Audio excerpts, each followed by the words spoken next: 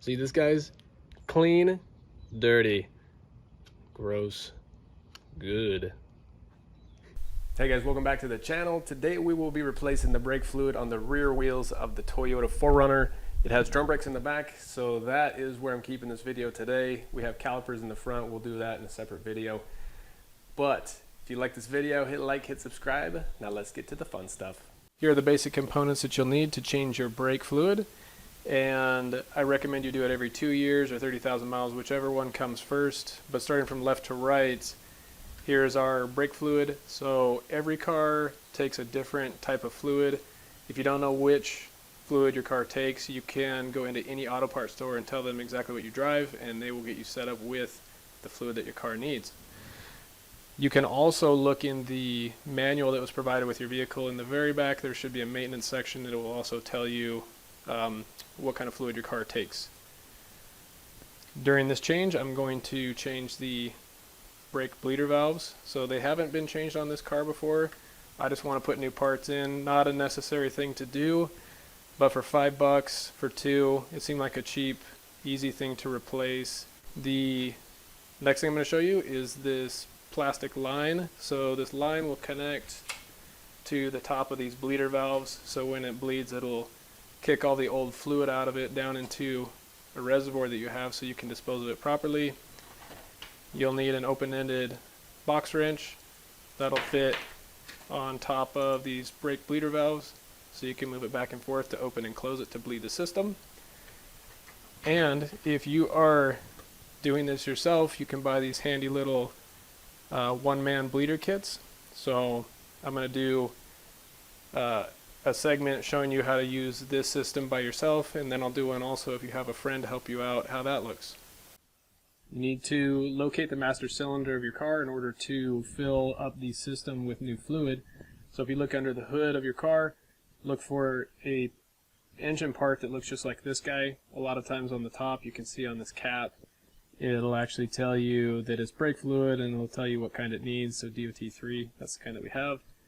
But it's also a good spot. You can check the fluid level, you can look and see how the fluid looks.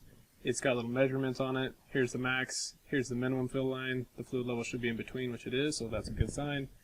But this is where all the magic happens, where you put all the new fluid in as you're draining the old fluid out. When bleeding your car, the rule of thumb is to actually bleed the furthest tire away from the master cylinder. So once you locate your master cylinder, you want to do the furthest tire first, so that will be the back passenger. Then we'll do the back driver, then we'll do front passenger, and then we'll do front driver. The very first step in flushing the brake system is using a turkey baster. You can pick this up at any grocery store, and just a plastic cup.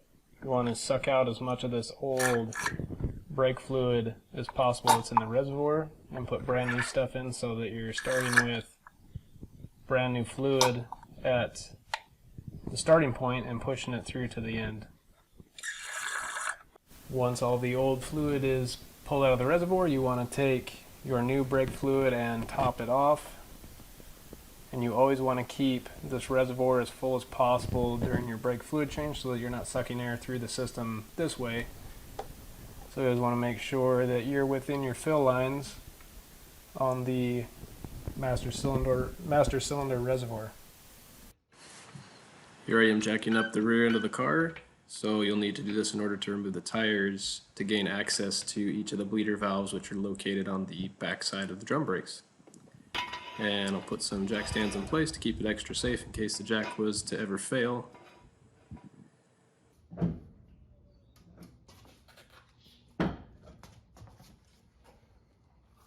Okay, so starting the bleeding procedure, you'll need to be at the furthest point from the master cylinder like I had discussed earlier. So I have the back passenger side tire off, and next I'll need to locate the bleeder valve where we'll actually bleed the brake fluid from. So if I peek over the edge here, you can see it right there.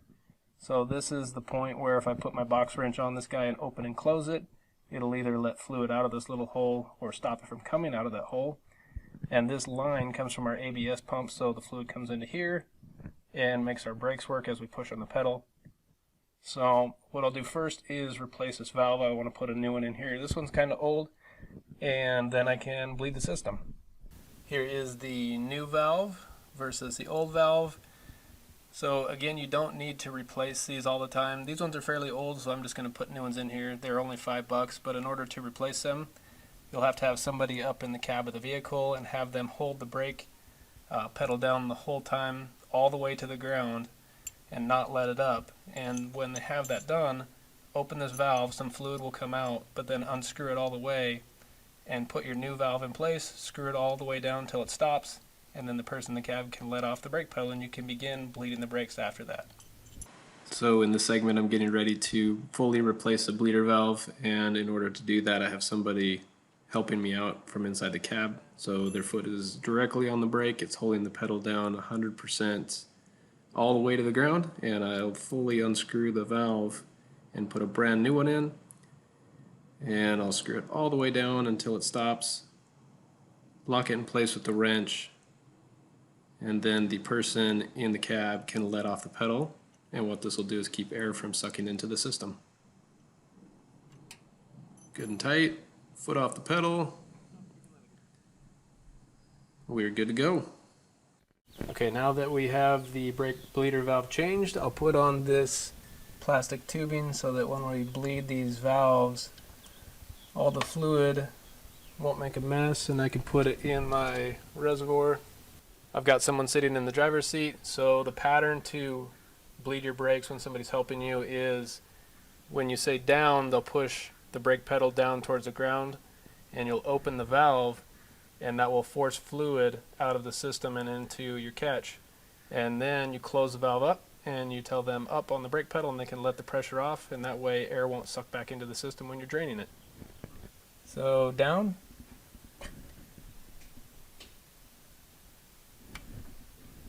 Up. Down. Up. Down. Up. Down. Up. Down. Up. Up. Down. Up. Down. Up. So I'll show you how to assemble the one-man brake bleeder kit, and these kits are all basically the same. They come with this little reservoir bottle, and on the back side of them they have a magnet. So that magnet right there, you can stick it to anything metal by your brakes. Comes with a variety of little plastic hoses. So one plastic hose will hook to the reservoir bottle, just like that.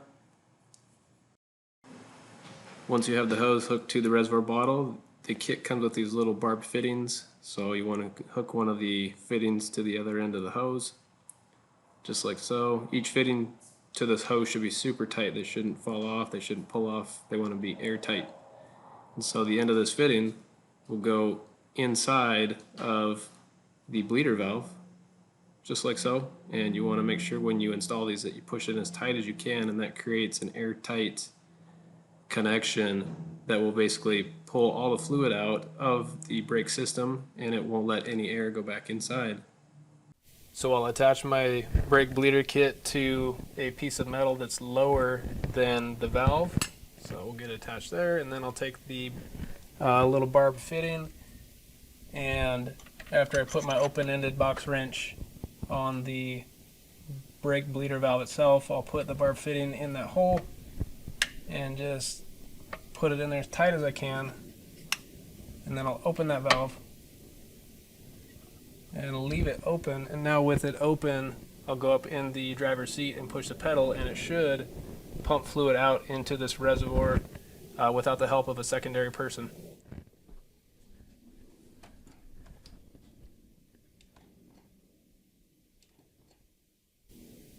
After a few pumps, 3 or 4, you want to check one, that the containment is still back there and everything's holding and it looks fine. It hasn't, fallen apart. None of the hoses have come off. But you also want to look in your master cylinder up in the engine bay to make sure that there's enough fluid. As you're pushing old stuff out, you want to add new stuff to the system. After you've pumped these brakes a few times, you want to make sure that this little reservoir bottle isn't going to overflow, so it's getting pretty full, and I'll want to change that. And what you'll do is get in here and close this bleeder valve all the way so that when you take the bottle off, you don't pull air into the system. You want to make sure that there's fluid in it all the time, and closing this valve will keep air from getting sucked back in the system when I disconnect this tube. So everything's contained, and I can empty this bottle. Here's another angle of bleeding the brakes using the one-man bleeder kit. So I just opened the valve and you can see brake fluid starting to come out of the brakes. I'm going up to the driver's seat to push on the brake pedal and pump these brakes to force the fluid into the little reservoir. And you can see how much that thing fills up with 1 or 2 pumps of the brake pedal. Usually 3 or 4 is a good indication to come look at the actual reservoir and see if it's full or not. You want to keep flushing the system until this fluid is nice and clear, like you guys can see here. Let me know down below the different kinds of stuff you guys have seen when changing your brakes. I know I've seen a lot of different things. This fluid on this particular system was pretty dark and dirty and nasty. It smelled burnt. Pretty good explanation why the system felt squishy when I pushed the brakes. This thing should be stopping on a dime by the time I get all of these tires off this car and all this brake fluid completely purged out of the system. So on the back side of this brake drum, the actual fitting that I'm going to replace is covered in just dirt and oil, so I'm using a wire brush to scrape away all of the old dirt deposits, so when I remove this valve I don't get any of this nasty old dirt inside of the system. Here I am again getting ready to replace this valve completely. So somebody is up in the cab of the vehicle, they have the brake held all the way to the floor, and I'm just unscrewing this brake bleeder valve completely out of the system. Now I've got the new one, and I'll thread that one back in completely until it stops, and I'll put a final tightening on it with the wrench, and the person in the vehicle can let off the brake pedal, and we'll be ready to bleed this side. So here I am at the driver's rear drum brake, and I left this segment in here, although it is exactly the same as the passenger side. I wanted to have some redundant footage in here, just some other angles, so that if you're taking this on for the first time, you can have some success. This project is a very easy project. It's a fun one, it's very rewarding. It's nice to see all the old fluid come out of the system and how dirty things really are, and then it feels good, obviously, to have, brand new fluid in the system, something that's going to stop your car, something that's going to keep you safe, and you did all the work yourself. It's, like I said, it's a very rewarding project. And if you guys do this, leave some comments below. Tell me about your experiences doing it. Okay guys, that is a wrap for today's video. Upcoming, we'll change the brake fluid in the front of the vehicle. These are going to be caliper style brakes, so it'll be a little bit different, but when we get that video posted, I'll link it below. Make sure you hit that like button, and in the meantime, I'll see you on the next one.